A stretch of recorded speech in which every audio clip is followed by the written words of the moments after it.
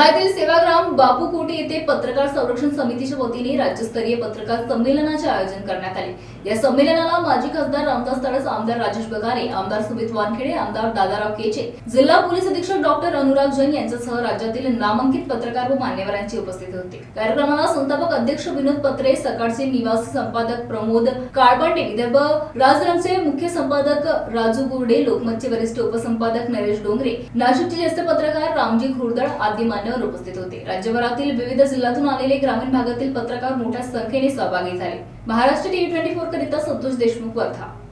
तो आहे आर्थिक विषमतेचा प्रश्न। आर्थिक विषमतेची जी दरी जी आहे ही प्रचंड मोठ्या प्रमाणामध्ये वाढते आहे। हे राहुल गांधी बोलतायत म्हणून मी बोलतोय याच्यातला भाग नाही, कोणी आपल्यापैकी कोणी बोलताय म्हणून बोलतोय याच्यातला भाग नाही। याच्यावर गांधीजींनी उत्तर दिलेलं आहे।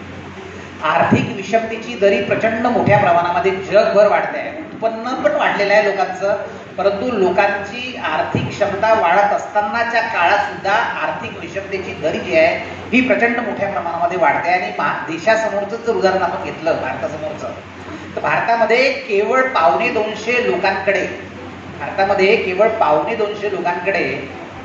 आकडेवारी कमी जास्त होऊ शकते, 250 चे 200 होती, 250 लोकांकडे एवढी संपत्ती एकवटलेली आहे की उरलेल्या सर्व लोकांकडे त्यांची एवढी संपत्ती नाही।